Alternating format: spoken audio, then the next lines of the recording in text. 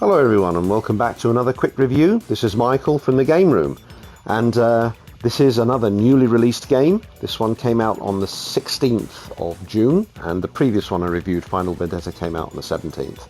Now this one was developed by Tribute Games and published by Dotemu. It's Teenage Mutant Ninja Turtles Shredder's Revenge. Now as you know, as I mentioned in the earlier review, I am a great fan of the 2D hard-hitting scroller, as I like to call it.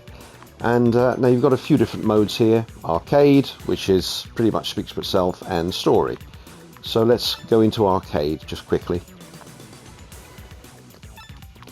I'm going to choose the chill difficulty level because it's, as it says, it's chill.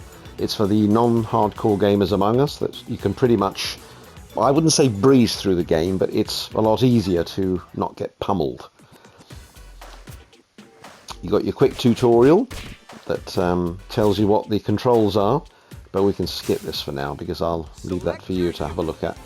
Now, for those of you that are fans of Teenage Mutant Ninja Turtles, I am. Not so much the cartoons. I like the movies from the 80s and the 90s, where they were actual real martial arts and not CGI. They were actually Hong Kong stuntmen in costumes that actually performed proper martial arts moves. Now that's what I call Ninja Turtles. But anyway, here you've got all of them. You've got Leonardo, Michelangelo, Raffaello, or Raphael as they call him, and Donatello, named after very famous Italian artists. But you've got a few more characters to choose. You've got April O'Neil. She's been trained by the Turtles themselves, so she's pretty nifty. She's very quick, very nimble, but not extremely powerful. Then you have Splinter, the master of the Turtles. Now he's pretty dangerous all round. He may look like a mouse or a rat, but yeah, don't underestimate old Splinter. Eh? Wolf. He's not a wolf. He's supposed to be a mouse, a rat. Oh, you're kidding. He looks like a wolf there. Like a wolf in that. Yeah. Well, that's my wife trying to, you know, she's never watched Ninja Turtles, but I must admit, she's not wrong here. He does tend to look a bit like a wolf. And this is an unlockable. When you complete the game in story mode, you unlock Casey Jones. So anyway, we're going to go into it with, yeah, Michelangelo. I like the nunchaku as a weapon. I find it very interesting. Used by the legendary Bruce Lee. So I'm going to skip the story parts, because I don't want to spoil anything. I want you to discover that for yourselves if you choose to buy the game. Now this is running on the PS5, but it's a PS4 game. You can get it on the Xbox One, and it's gone straight to Game Pass, so that does help you if you want to try before you buy. So first of all, for those of you that have played the old Turtles games from the 90s, and yes, my first Turtle game was the Hyperstone Heist. Back in the 90s, my mother bought me that as a present, and I absolutely loved it. And then Turtles in Time on the Super Nintendo, and of course you've got the other consoles. You have Turtles on the Game Boy. You also have Turtles on the NES. They're everywhere, the bloody Turtles. Anyway. So as you can see, the animation is superb, and it's very reminiscent of the old games from the 90s, but with a little bit more punch.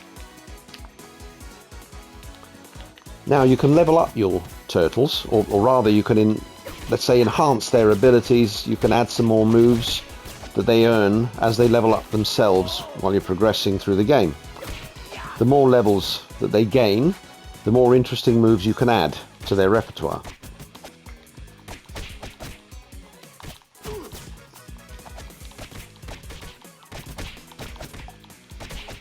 Now what I like about the old Turtles games, that there's a back attack which you can turn on to have it activate automatically. So each turtle has a nice high kick that they perform to horrible enemies that try to creep up behind them.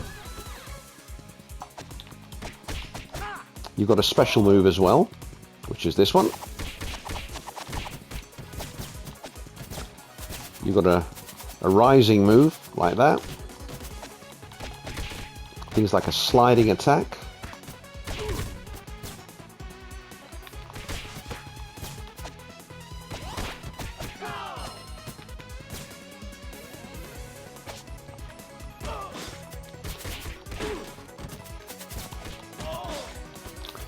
Now, even on easy mode, the game's pretty challenging.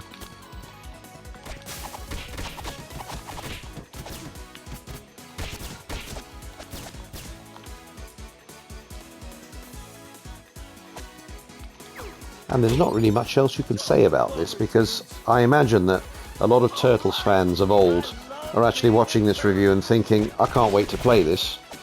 Well, I can tell you it doesn't disappoint.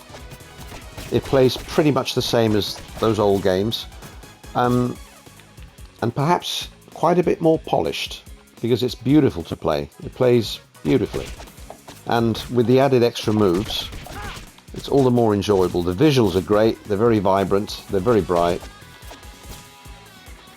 And the turtles themselves have a lot of character, as do the other enemies. There's a lot of nice little touches.